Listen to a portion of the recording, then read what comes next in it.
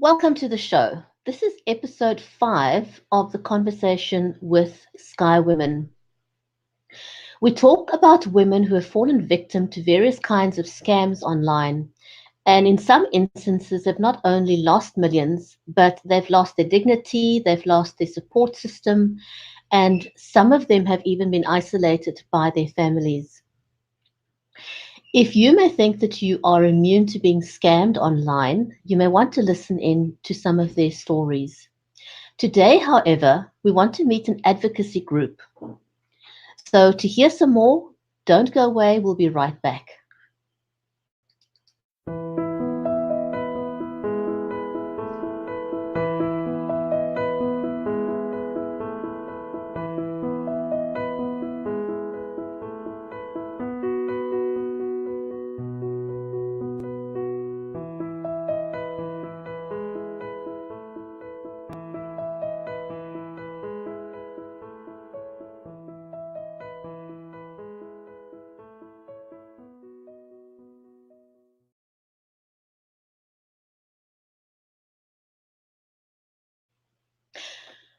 If you've just joined us, welcome back. We're on episode 5 of the conversation, Online Safety.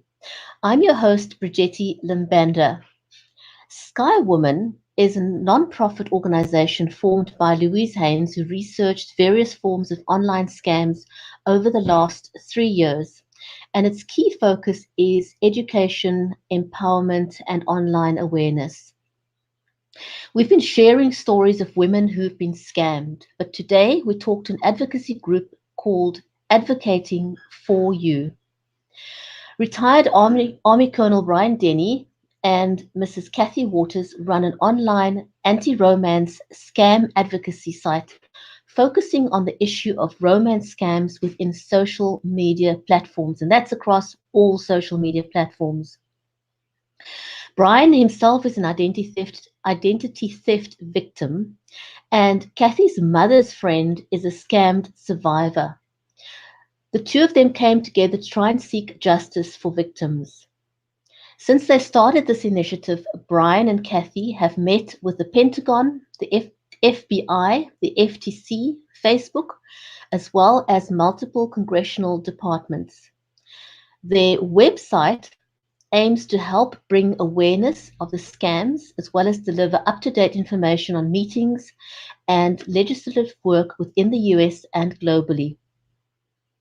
Advocating against romance scammers can be found at advocatingforyou.com. And so our guest today is retired Army Colonel Bryan Denny and Mrs. Kathy Waters. And let's welcome them to the show. Hi, this is Bryan. Thanks so much for having me. Welcome. Kathy, welcome to you too. And it seems we don't have sound with Kathy yet, but let's see how it goes. We will hopefully get some sound going. Bryan, welcome to the show. So you and Kathy got together to start this online advocacy. Tell us your story. How did this get started? So this started happening to me. I realized my pictures were being used to take advantage of people back in like June of 2016, and I started kind of working on my own to delete the accounts and kind of fight back, not really knowing what I was up against. And then I did this for several months, and with not a whole lot of headway. It was pretty desperate and was about ready to give up. And Kathy reached out to me and said, "Hey, I want to confirm that you're this guy. My mother's friend has been corresponding with someone she thinks is you. She's given away quite a bit of money. And I just want to make sure that you're not talking to my mom's friend." And sure enough, I wasn't. She was being scammed. And Kathy and she offered to help. And a lot of people have offered to help before, but what does that really mean? Kathy really wanted to help. She had not been scammed herself. So we kind of teamed up, and she brought a much needed level of organization to what we were trying to do together. Right. And those were some of the pictures that we showed on screen just a moment ago. Are those the pictures that were used to steal your identity? Sure. About, I think we're up to 51 different images that have been used now that you could get almost anywhere just by Googling my name on the, going on the internet. About 51 different pictures over different time periods that are the ones that they look for. Right. Now, how have you been successful so far? Because you've met with various you've met with representatives of Facebook, you've met with the FBI, you've met with the Pentagon. How has that gone so far? So I guess it would kind of determine on how you articulate success. So we've been very successful in terms of meeting with those agencies. And really, if you look at this, it's really kind of a three-part attack that we kind of started off with. One was to talk about it in shows like this and to let people know that this is happening. It's a real thing. Internet crime, romance scams, it does happen, and really just kind of educate people on what to look out for. That's one. Two is to work with Facebook and legal, our elected representatives to try to change the legislation, change the regulations regarding social media. So social media companies are more responsible for what get posted on their site. And the third piece of this would be able to actually prosecute people that do this around the world. For me, largely in places like Nigeria and Ghana, to be able to take legal action against those folks. So it's still a work in progress, but we have made progress. Certainly, we've done more working together than we would have if we'd have just said, okay, this is really not worth it, we should just write it off. I'd like to say you don't know the victories that you have. You don't know how many people have not been tricked into doing something like this simply because you've been on a podcast or they've read an article going, okay, this is a real thing, I should talk about it with someone. So it's hard to measure the successes, but I do feel like, I'm not prepared to do nothing. They're using my images to hurt and take advantage of people. So I'm not prepared to sit back and kind of let that just happen. So I just want to clarify, and Kathy, I hope that you can hear us now. I just want to clarify, is this a uniquely Facebook problem, or do we see this happening across all social media networks in your experience?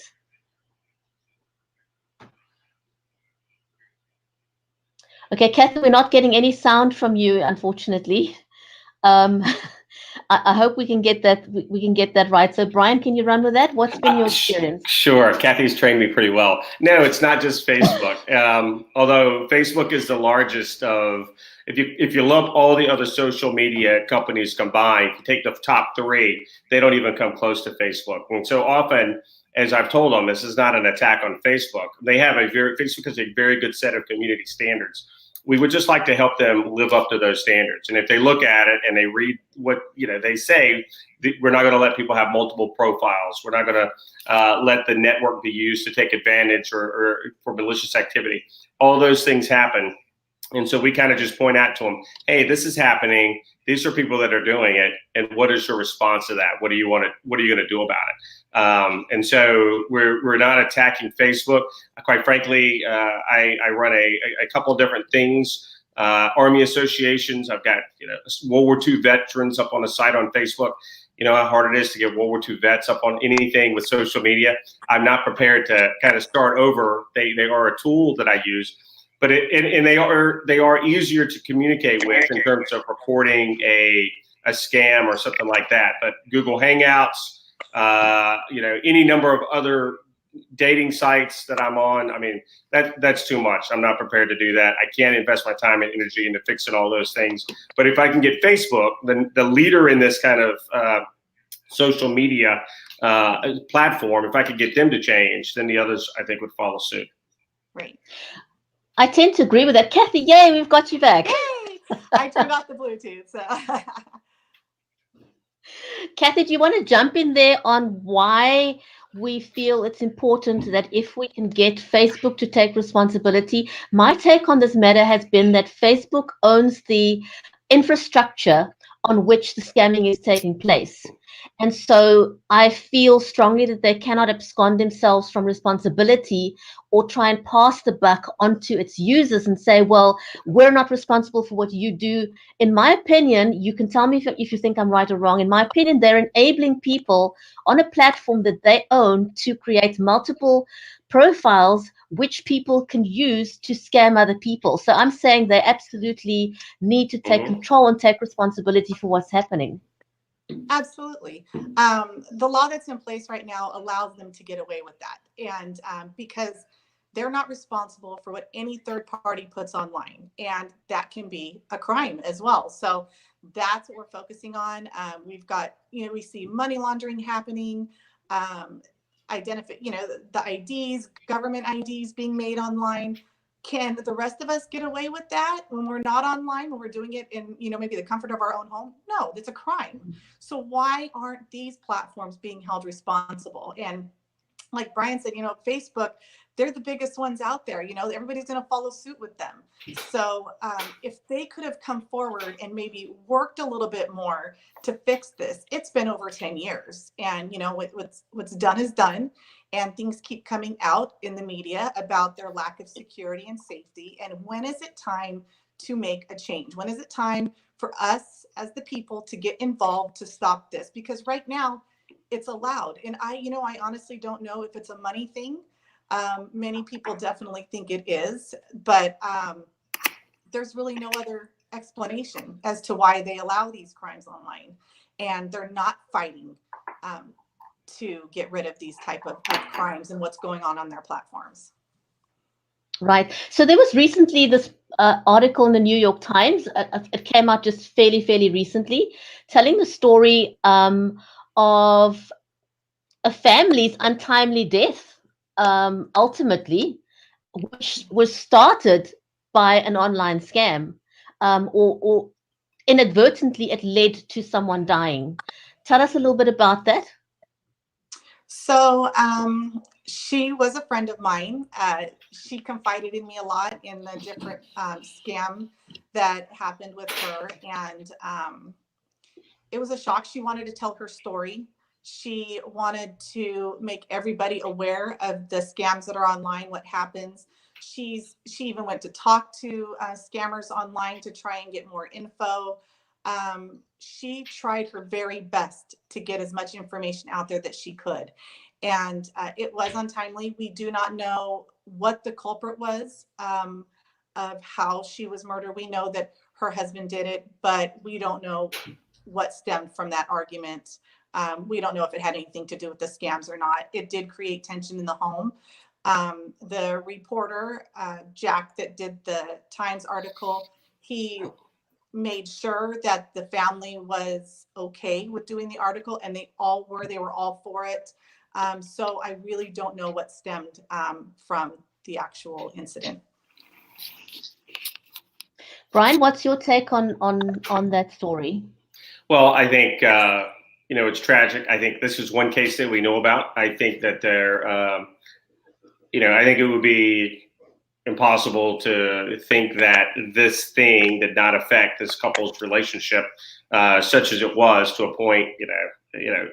We know what the result was. We don't know exactly, as Scotty said, what led up to it. But the fact that this was a daily topic in their lives as they were dealing with this and doing the interview, it's hard to not draw some conclusions that this had, that this in a way was responsible for it. And I would say that this is one incident.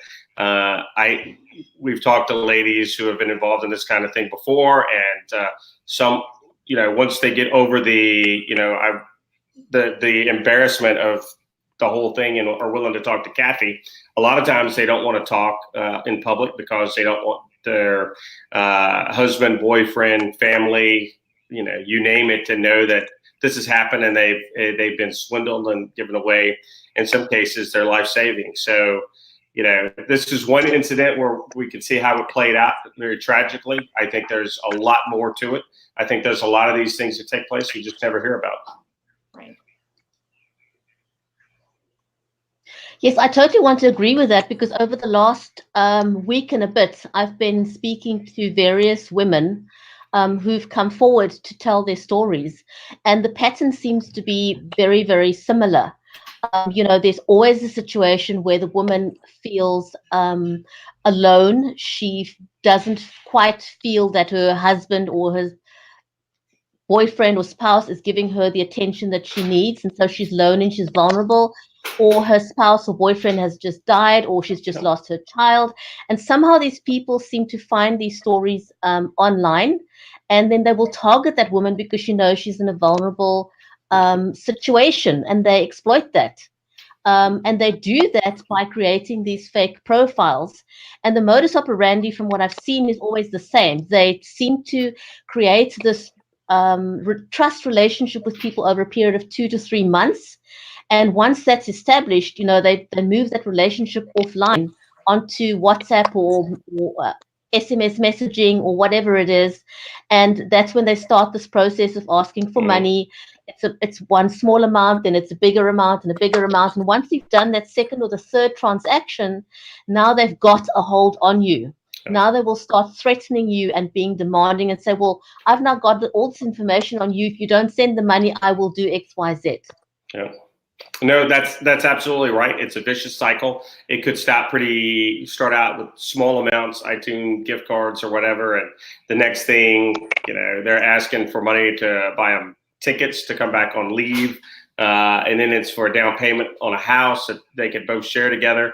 And there's a fair amount. We haven't talked about it very much, Kathy and I, but I get pictures of people that want to be my friends, and I go, okay, I don't know this person. I haven't accepted a friend on Facebook in a while. I can't remember the last time I accepted someone. But you have people sending you pictures, and then it's like, hey, you get these messages, and there are more pictures, and I'm like, this is somebody that has been blackmailed by scammers, and now they've got pictures of them, and they're now using them to attack at me. Posing as a lady who wants to get to them. It's like it's just a never-ending cycle that takes place, and the emotional investment, the abuse, verbal abuse, mental abuse that takes place here, and then the thievery that takes place. It's out there, and people need to know about it and need to be worried about it. I know. I was reading one account, and I think it was on your website, of a gentleman in the army whose identity was being stolen, and it caused him to lose his girlfriend. It caused all kinds of issues, and he's finding it difficult to have real life relationships with people now because it's totally messed up his life. It's very hard to convince someone in real life when they see your profile all over the internet having all kinds of relationships with other people. Yeah, I think I've been very lucky. I've been very lucky that the people that know me, and I can say that this is a bit of a distractor. In my current position, when I go in to talk to people, typically the first bit is, "Hey, Brian, I saw you on TV, or I saw your thing in the New York Times. Is that you?" And yeah, that's me, and that's what I'm dealing with. And I didn't talk about this except for Kathy. I didn't talk about this with anybody for the first year because it's so embarrassing that this is happening to me. Just the fact that my pictures are taken and are being used, and you don't know what to do about it. What can you do? You start to kind of think through, what are my options here? But I had after the New York Times article, a couple of guys, that I work in the Boy Scouts with, said, "Hey, I saw that. Is that you?" And I'm like, "Yeah, that's me." And it's just not something you walk in and tell people about and have a conversation about it. It's not something one of the guys like, "Oh, this must be great. You're getting all this attention." I'm like, this is not great. And this is a horrible thing. It is, it's not how you want to be known. You want to be known as a person who stands up against bullies and fights back, and that's what we're doing. But you're not the guy who wants to be known as, yeah, all these women have lost a lot of money to people that they thought were you, and it's ruined their lives. That's not how you want to be.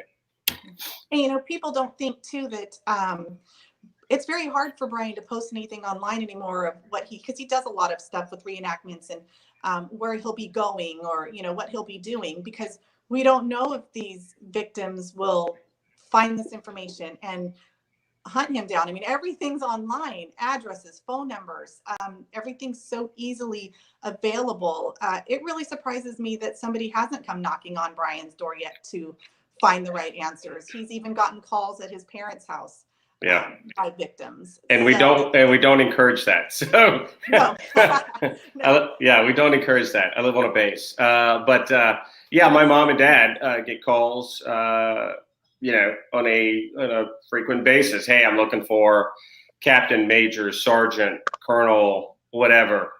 You know, depending on what the scammers told them, they're looking for me and they want to know if I'm back from deployment. And at first, my mom's like, I got this call. And I go, okay, Mom, let's sit down. I'll tell you how this is going on. And they don't understand how any of it works. And which absolutely makes them right for people to scam them. I had to talk with my grandmother about it, and she said she had been called, and people had tried to scam her about, you know, on another kind of thing. So, you know, they get it. They just don't see, how do people make money again off of your pictures? And I go, so it works like this, and you know, they get calls. I was home visiting a few weeks ago, and while I was there, a very nice lady from Boston called looking for me to tell me that people were using my images to try to take advantage of folks. And, you know, I'm like, yep, that's just one. I mean, there's email messages every day, messages on Messenger from people you don't know. And it always is, I want you to know that people are doing this, to, I thought you were coming to see me, or is this the real Bryan Denny? You know, and you're the bearer of bad news a couple times a week to people that didn't know they were being scammed and are just figuring it out. They've already written the checks, and now they're doing the research, which is unfortunate. Bryan, what's your advice to people who are being scammed now, or who suspect that they're being scammed, or people in your position where your image is being used? And, you know, do you advise someone to go and talk to their family, and what is the best way to approach it? Yeah. So first, going in, it's this is really simple, and you know, really simple piece of advice. But do not give money to people you don't know. Don't talk to strangers. These are very easy things. I mean, I don't sound like an isolationist. I've lived all over the world, and I have a lot of friends across the Atlantic in Europe. But the bottom line is, don't talk to people you don't know. Don't give money to people you don't know, by all means. And if you've been scammed, you know, confront the scammers and say, hey, you know, I've sent you money. I know this is happening. You know, you're not going to get anything back, but just, you know, block, delete, stop having that conversation with them, and find a group that we have, and report that, because your reporting it could help ultimately bring some of these folks to justice. So if you know something, if you have been scammed, by all means, let us know. We'd like that information. And talk about it. Talk about it. Let people know that it happened. I find that talking about things like this is really the best therapy. And so you should have a conversation with your family and let them know what's going on. So all good things, and all fairly therapeutic. And you know, again, if you're a guy like me that you know, whose images are being used, my Facebook profile is almost entirely of publications of the article, publications of things like this, advertising. Hey, I've been involved in this. My pictures are being used. These are the articles. These are links to the stories, to let people who really want to find out, am I talking to Bryan Denny? And if they can find my profile on Facebook, they will know, hey, yeah, this guy's very upfront about the fact that his images are being used to scam people, and just kind of continue to circulate that. Mm-hmm. And I wanted to say too, if you're in the US and you've been scammed, to definitely report through the ic3.gov. This website is through the FBI. They take all information. You may not hear anything back from them, but that doesn't mean that they don't take that information and utilize it to the best that they can. There could be a claim out right now as we speak, or in the future they can open something up that could really benefit a case. So we definitely encourage them to report to the IC3. And for people who are having a harder time, some are more emotional than others. They're definitely more manipulated. Some are more manipulated, have gone into this for years, talking to the same person, to the same scammer. A lot of them need more help than what a support group online can give. And then they need to look for some type of licensed therapy or counseling. So we definitely appreciate everybody coming, and talking to us and stuff.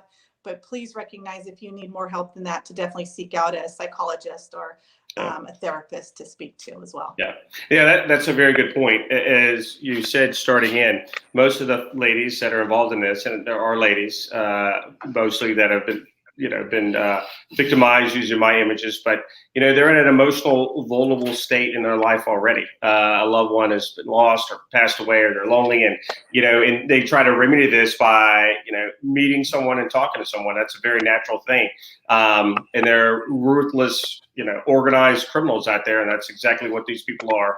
They are ruthless. They are organized criminals, and they are preying on people that are, in many cases, looking for a friend, looking for a soldier to help overseas, looking for someone to talk to, and this is what happens to them. So I think what Kathy said is absolutely right. Find someone to talk to, maybe not online, but find someone to talk to that can help you through this. Kathy helped me through this because I was having a hard time dealing with the fact that my pictures were used.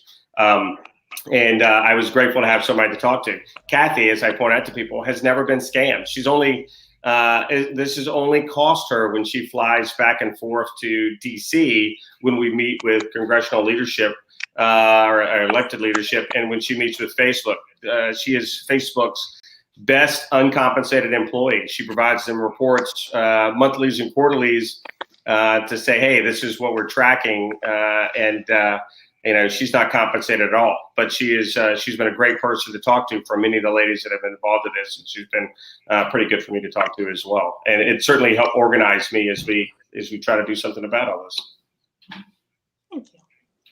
Kathy, how has Facebook, how have they received your interaction with them, and what are they actually doing? Do you feel that you're making progress?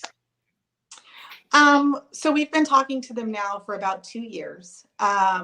It started off with, we're going to hire more people, we're going to educate, everything that I think we've all been hoping for. And we've seen very little progress. They have said that they're doing this and they're doing that. And have we seen a lot of difference? Not really, no. A lot of the other anti-scam groups are reporting hundreds and thousands of accounts per day of the fake accounts. And I've heard many times that they're not seeing a difference. It seems to go in spurts. It seems like sometimes they're trying new things with their reporting system, and then all of a sudden, none of the accounts are being taken down. So it's very hard to pinpoint. They can't give us much information on their technology. It's very hush hush. I guess if the word gets out, they were saying that, it's definitely more ammunition for the scammers out there to figure out the ways of how Facebook is working on their security.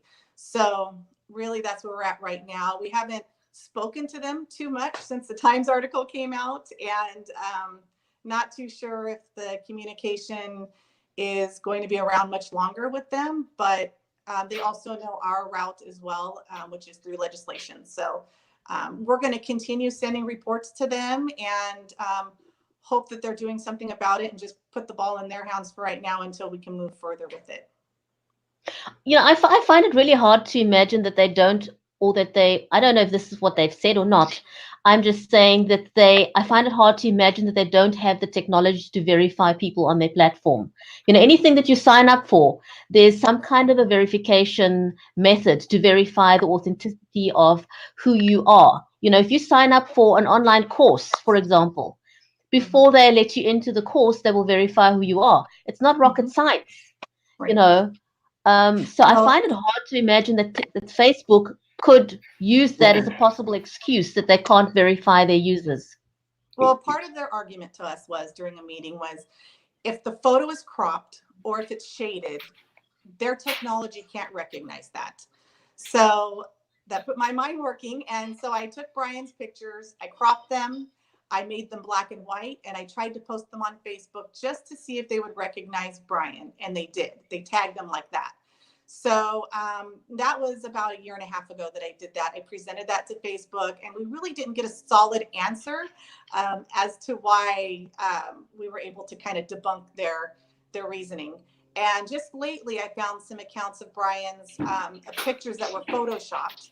And so I thought, well, I'll see if it'll recognize them then. And every picture that I copied, which I think was 4 or 5 of them, they all recognized Brian right away. So the facial recognition is there and it is working.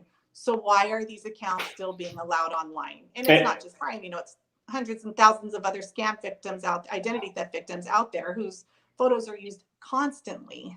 And I would say that it not only did such a good job at recognizing who I was, it also recommended friends for me, and all those friends were from Nigeria. So, which is completely, you could see, I mean, I don't have a lot of friends in Nigeria that I know of, but Facebook knows that I have a lot of contacts in Nigeria, but really it's guys in Nigeria that are using my picture. So now I've become associated with this group of miscreants that, to them, they could figure that out easy enough. It was right. I mean, yeah. And so it's right there. And if Kathy could see it and I could see it, then they could certainly see it as well. So, and I would just say that over my military career that, resources follow priorities, right? And so if somebody said something's a priority and they don't allocate resources to it, it really probably wasn't a priority. Since we've had discussions with Facebook, they've launched a couple of things to include a dating site. So I don't know how much they spent to get their dating site up and running, but I would have thought that the money from my position would have been better served going to clean up their network and deleting some of the accounts, thousands upon thousands of fake accounts or accounts used specifically by con artists and scammers. But then again, that doesn't necessarily help maintain the numbers that they boast about. So, if they clean themselves up, that doesn't really, it may help their image, but it may not help their stock assessments. So, they've got their own priorities. So, Brian, you being in the military or having been in the military, what is the military's take on this, that their servicemen's images are being used fraudulently? Does that bug them at all? Are you in conversation with them at all? Yeah. So unlike the lady that was interviewed by Jack in the New York Times, who thought that Facebook was doing a great job in helping prevent this, the folks that we talked to in the Pentagon realized that this is a problem. They also realized that there's little that they can do about it. They had a soldier designated every day to go on and look for the Chief Staff United States Army's image on social media and delete fake accounts. And so Kathy and I went in on a Wednesday and said, hey, by the way, do you know that the Chief's got 12 fake accounts right now? And they're like, it doesn't surprise them. They're trying to knock them down, but Facebook's system is such that it requires someone to report. It doesn't go out and actively look for fake profiles. It requires somebody to take action. And even on reports that I see, or accounts that I see with my image, and I report those, I've got, a 50-50 success rate. They'll delete some and they won't delete others, which is so frustrating. And if somebody from the Pentagon is reporting on a fake account, Facebook may or may not, take it as a real report or a credible report. They may not do anything. The reality is their algorithms sort through that. A human being doesn't actually look at it and go, hey, this is from someone who works at the Pentagon who represents the Chief of Staff of the United States Army, and they want this fake account deleted. The algorithms don't see that, and no human being at Facebook reads that. So Facebook's not, inclined to take action. What they are doing and what they are interested in, like most of the people we've talked to in Congress, is what does Facebook tell you? Are they working to help solve the problem? Because they're hoping that social media giants like Facebook will take, the initiative and fix themselves before there, has to be regulation to enforce a level of responsibility. But they have talks with Facebook. They realize it's a problem. They just wonder, as a military, what can the Pentagon do to a big business? They're somewhat handicapped by what they can do. Kathy, tell us a bit about the petition that you've got on your website. Okay, well, the petition is to support the amendment of the section of 230 Communication Decency Act. And so, like I had mentioned earlier, this law is in place to protect the social media companies from being sued by third-party posts. So this law was built in 1996, which tells me, which is even within a few years, it's outdated. And here we are over 20 years later, and nothing has been changed on it except for last year when they amended it over the human trafficking clause. So we're trying to amend this. We need as much support as possible. We would appreciate if people would sign it and share it with their friends and family. Definitely read it. We never want anybody to sign anything that they don't agree with. But that's what it is. We take those numbers to every meeting we go to show just how important and crucial it is for this change and how many people are affected. It's not just the victims, it's the families as well that are affected. Sometimes the victims will borrow money from these family members. The families or friends can see from the outside exactly what's going on and how they're being scammed. So it affects a lot more than just the victims itself. So we would really appreciate it if everybody would like to sign, send it to their friends and families to sign. It would be great for us to show that support in the meetings in November. I think what I'm going to try and do is just quickly see if I can share that website with people so that they can see what it looks like. Because I know everyone is always, reluctant. You're not always sure. Do you have the right website or not?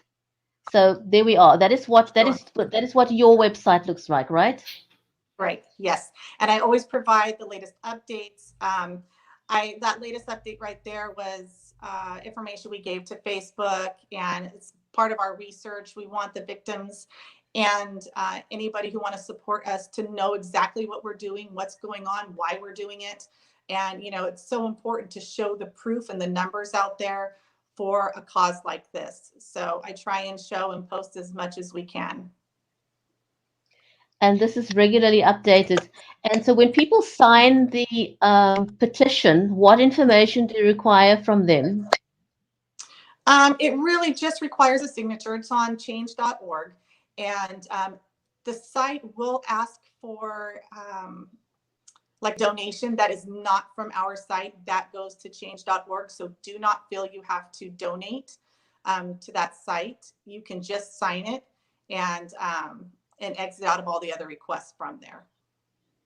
It's kind of misleading. So I don't want people to think that they're donating and it's going to our cause. That's not it at all. We don't ask for anything like that. These examples on the screen now, are those people that are known scammers? Just scammers that are out there, not necessarily the most known, but just just to go along with the story so they can kind of see. Okay. So that is the website that you need to go to get some more up-to-date information about what is currently happening, and that is also where you can sign the petition. Yes, absolutely. Yeah, there's a link up at the top. Fantastic. So what is it that, in closing, what do you want to say to people out there? What can they do if they're looking for help? Well, I mean, they can absolutely go to the different support groups online. Like I said, get any kind of professional licensed help from a licensed psychologist or therapist. Report. People are not aware of how much the reporting can help bring some of these cases and get some prosecutions. And it's very important. It's also important for them to see the numbers. The IC3 collects all of the numbers of the people who report the scams over the year, and they provide a report every year. And those numbers are also crucial so people can see how bad all of the cyber scams have become online. So that's definitely important. Do you have anything, Brian, that you can think of? No, I would just reiterate the reporting piece. Let somebody know this happened to you. Don't be embarrassed. Your mental health and getting through this is more important than that. And share that. And again, maybe you'll have a piece of this that will ultimately help build a case to put somebody away. So don't be scared. This happens to everybody from all walks of life. And don't hesitate to reach out to somebody to tell your story. Yeah, Just quickly before we close, there was something I wanted to ask you. I find that, one of the things that possibly prohibit us from prosecuting these scammers is the fact each country, crime is international. It happens across borders. Mm-hmm. And so my thinking is that a lot of these scammers hide behind the fact that there's no international prosecuting body across all the countries in the world that are on the internet. And so they can hide behind their local laws. So should we not move towards some kind of a body that has got teeth, irrespective of where you live, when you scam people? So maybe, but I can only say this. So our governments have cooperative agreements with a lot of the different countries that this takes place in, like Nigeria, like Ghana, and I feel confident that if our government can build a case to say, hey, these men are involved in this kind of activity, and could work within a government-to-government relationship, that either they would get extradited by care for prosecution, or quite frankly, prosecuted in their home countries, which I fear, I believe the sentences would probably be just as bad, if not worse, based on each nation's desire to maintain goodwill and keep up professional working relationships. I mean, the country, Nigeria does not want this to be a topic of discussion. I think. I mean, this is organized crime that's taking place in their country. I can't imagine that they're proud of this thing. They want to maintain positive relationships with the United States. They understand how their impression is seen on the world market. I mean, Mark Zuckerberg went to Lagos and proclaimed them to be a great and wonderful people and brought internet to them. And this is how they use that internet to take advantage and take billions of dollars away from tax-paying U.S. citizens. I mean, is that really what he wanted? Who knows what he wanted? He wants to sell the internet, and it's just what the country of Nigeria wants. Probably not. And so I think in terms of keeping up respectable relationships, no country wants the United States to have this kind of discussion with them. And I think if we could gather the right information to bring people to trial, that would certainly happen regardless of borders. So I think in closing, I think what we want to let people know is if you are a victim or if your image is being used illegally, don't be quiet about it. Talk about it. Talk to somebody that you trust. Reach out. They can go and register on your website. They can get in touch with Skywomen in South Africa. Mm-hmm. But talk to somebody. Don't allow the scammers to win. Don't allow them to win. Don't become, be complicit in what they do by keeping quiet. Right. We can only win this battle if you speak out and you are loud about what happened. Yes, ma'am. Exactly right. I feel the people who shame other people for being victims of this lack the education in this. They don't understand the psychological and emotional manipulation that goes on. It's not just giving money. It's far more than that. Exactly right. That is such a valid point, because I have shared these broadcasts with people and, I've had people just pack up laughing and they say, oh my goodness, how could she be so stupid? People don't realize it goes so much deeper than that. It's very, very deep, beyond just the obvious. And it's not a laughing matter. It really is not a laughing matter. No, and they all say it will never happen to me. And you can never say that. I deal with many doctors, attorneys, social workers. They've all been victims. It has nothing to do with education. It has everything to do with the point that someone's at and how these scammers can get to them. Yeah, that's right. That's a very important point that you raised there. It's across all kinds of barriers socioeconomic, education. It really does not matter. And I think that you put yourself at risk if you have the mindset, it'll never happen to me. Right. Absolutely. I want to thank you both very much for coming online, for sharing what you do. Keep up the great work. And Thank we you. hope that a lot more people will come forward, share their stories, get in touch with you, and sign the petition. Yes, Thank you, absolutely. ma'am. Thanks for Thank having you. us. It was a pleasure. Yes. Thank you. Thank you. Thank you, everyone, for watching. And I'm going to ask if you've watched this broadcast live, thank you for watching, first of all. But please do share the broadcast. We would appreciate that. Bye, everyone. Bye.